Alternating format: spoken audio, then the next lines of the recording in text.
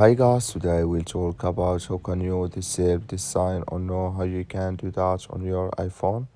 So you just follow these ways, then it's going to work with you. All you have to do in first, you just click on settings here. When you just click here on settings, it's going to take you to your settings. It's going to show for you like this here. Then you go down, you just keep going down here.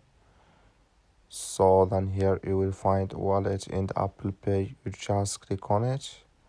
Then you come to next step here. It's going to show for you like this. You come here to hit expired passes.